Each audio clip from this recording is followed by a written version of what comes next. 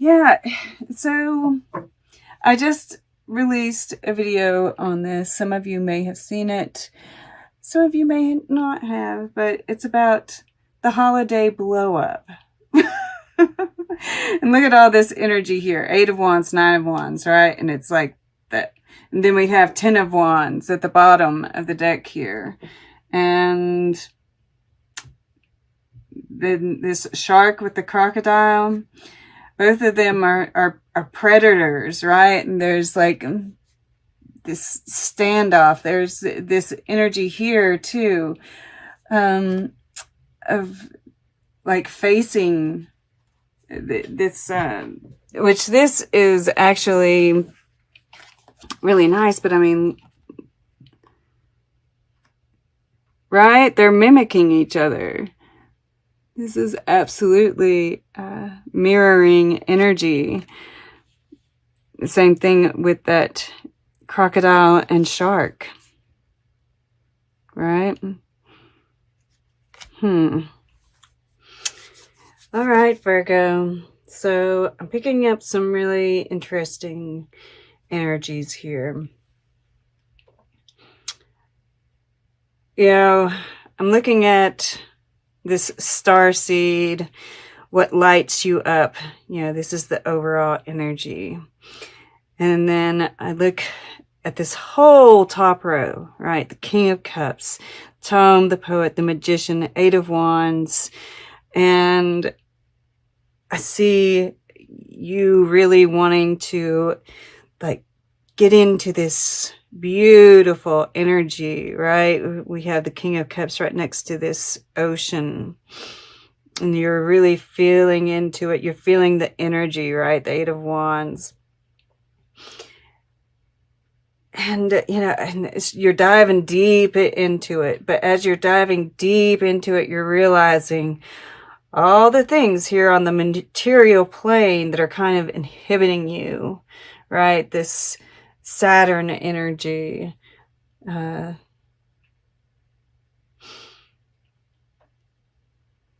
because, right, I mean, like we've got 8, 9, and 10 of Wands here. All this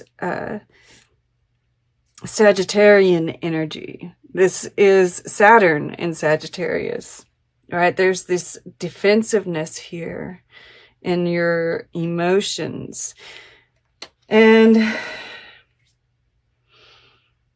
yeah, I see this, and look, yeah. Once again, we have mirroring energies. He's all bent over, she's all bent over. She has all of this world that she's created on her back, right? She grew this. She's proud of this. Yet, you know, we see this, the roots of it are reaching down to like scratch her face. Right? We created all this, and so we want to carry it. But it's weighing us down. You know. And right underneath, the wrong one. Right underneath that is that 3 of Wands. And look, she has to go all the way out here on this ledge, this very precarious ledge, to get a good view of the future. How is she going to do that with all that on her back, right? So I feel like, you know, and it looks like, especially with this shark card as your energy, you know, it's like you're looking for a fight. And after the fight, you know, after you face this, and yeah, this could be yourself too, right? These like primal, and this could even be this person. We'll get into it in a minute. But once this battle occurs, I feel like then, you know, we get into this really hawk, owl, well, the golden egg, and the elephant, which is like the most auspicious card in the entire deck. Right? Once we get past that, then we get into this, and this golden egg is the heart chakra.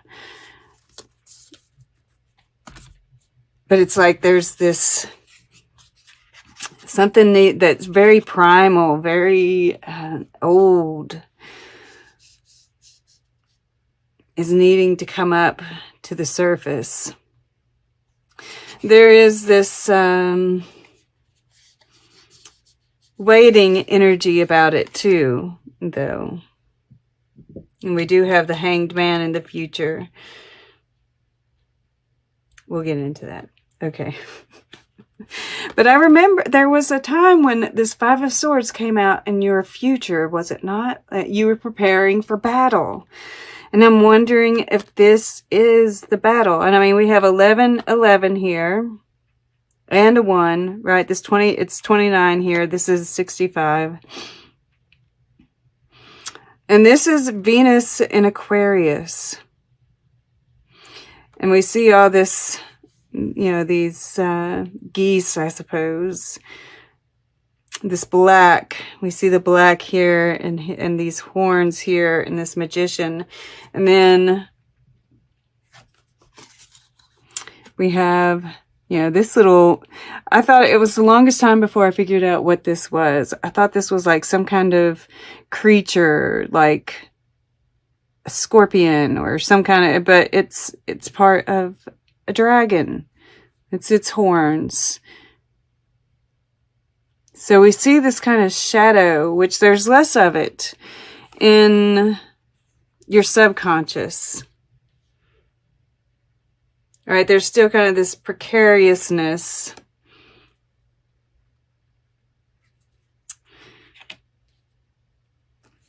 But I feel like there's what's unfinished is some kind, it's either, yeah, I think there's probably internal conflict about it. But it also involves a battle, right? That's why it's touching this 8 of Wands. Like some truth needs to be said with this 9 of Wands, and you're ready to fight, right? You're like ready, on guard.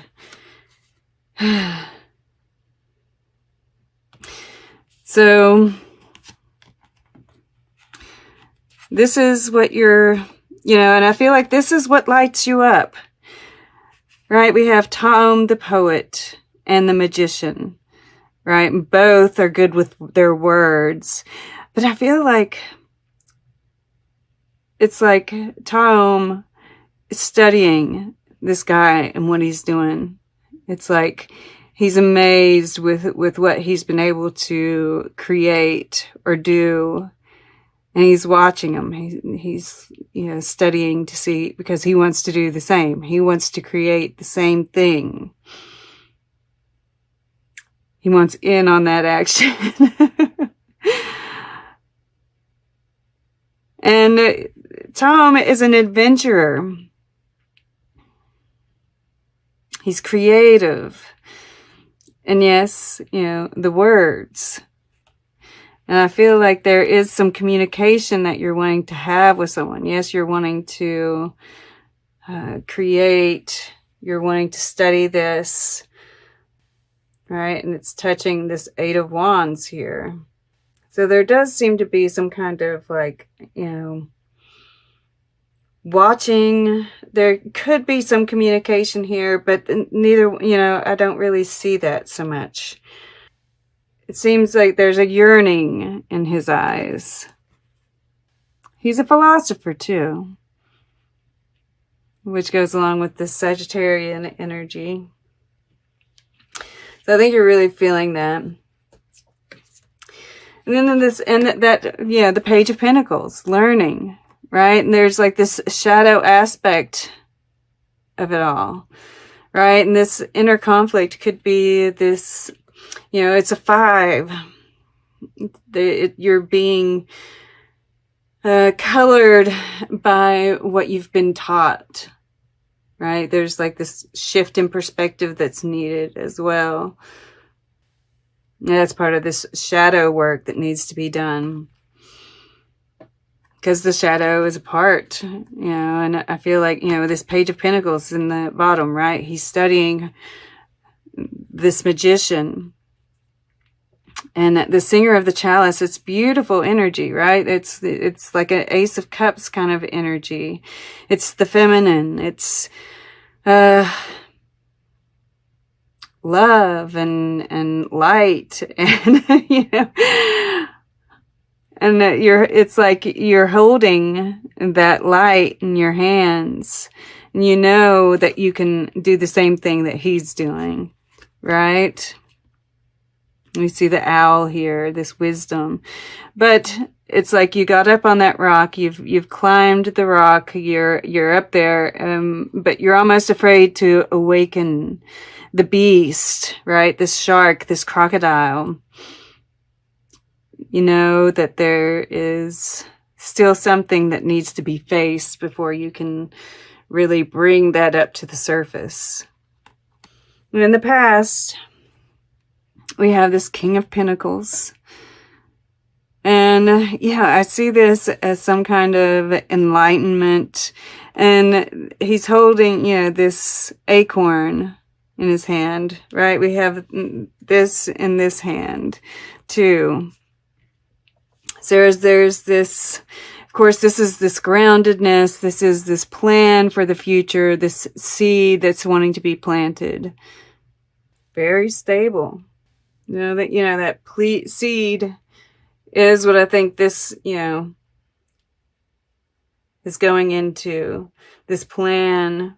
There are certain things that need to happen in order to make it happen, right? To turn it into the oak tree. So this Three of Swords, I'm really getting that. Of course, there's disappointment, there's that yearning.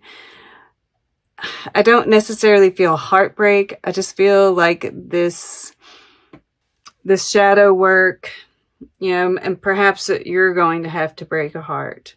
Perhaps there is going to be hurt and disappointment in your world, right?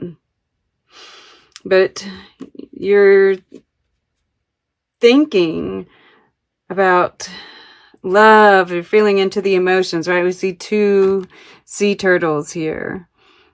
And we see him studying this seahorse. Right? There's this study that's happening. This, and this could even be your higher self really looking at these emotions. What are they telling you?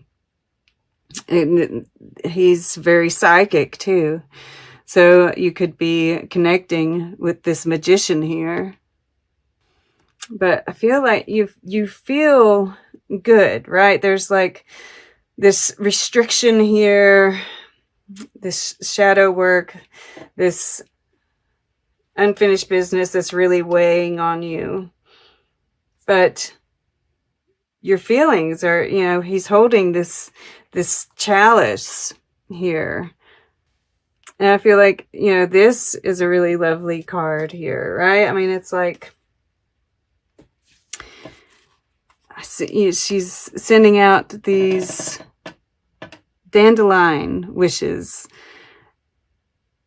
Yes, I think there's that part of it, right? There's this new intention, this new birth with the solar eclipse in Sagittarius.